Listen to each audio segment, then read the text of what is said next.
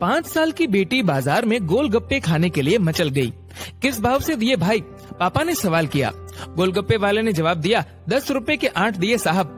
पापा को मालूम नहीं था गोलगप्पे इतने महंगे हो गए हैं। जब वे खाया करते थे तब तो 5 रुपए के 10 मिला करते थे।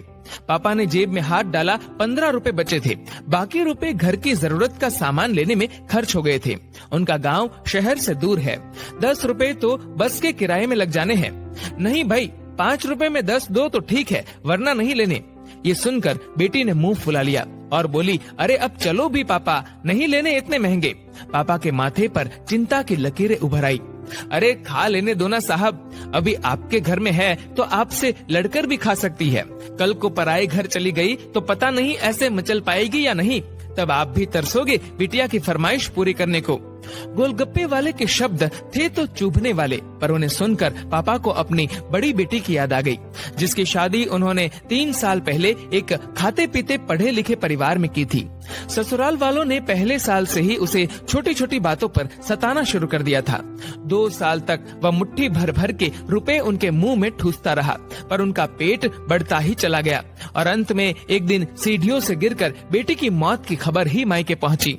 आज वह छटपटाता है कि उसकी वह बेटी फिर से उसके पास लौट आए और वह चुन चुन कर उसकी सारी अधूरी इच्छाएं पूरी कर दे, पर वह अच्छी तरह जानता है कि अब ये संभव नहीं है। दे दूं क्या बाबूजी? गोलगप्पे वाले की आवाज से पापा की तंद्रा टूटी। गोलगप्पे वाले से बोले, रुको भाई 2 मिनट। पास ही में किराने की दुकान थी, जहां से उन्होंने घर के लिए जरूरत का सामान खरीदा था। वे तुरंत उस दुकान पर गए और खरीदी गई 5 किलो चीनी में से 1 किलो चीनी वापस की तो 40 रुपए जेब में बढ़ गए। फिर ठेले पर आकर पापा ने डबडबाई आंखें पोंछते हुए कहा, अब खिला दे भाई। हाँ, तीखा जरा कम डालना, मेरी बिटिया बहुत नाजुक है। ये सुनकर 5 वर्ष की गुड़िया जैसी बेटी की आंखों में चमक आ गई और उसने पापा का हाथ कसकर पकड़ लिया। जब तक बेटी हमारे घर है, उसकी हर इच्छा जरूर पूरी करे, कोशिश करे उसे हर संभव खुशी देने की। क्या पता शादी के बाद उसकी कोई इच्छा पूरी हो पाए या ना हो पाए।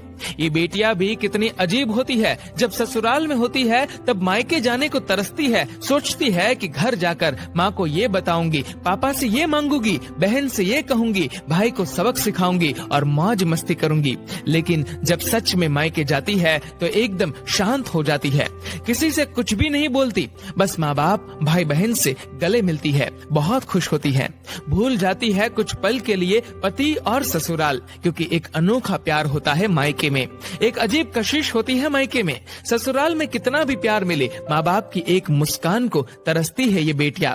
ससुराल में कितना भी रोए, पर मायके में एक भी आंसू नहीं बहाती ये बेटियां, क्योंकि बेटियों का एक भी आंसू माँ बाप भाई बहन को हिला देता है, रुला देता है।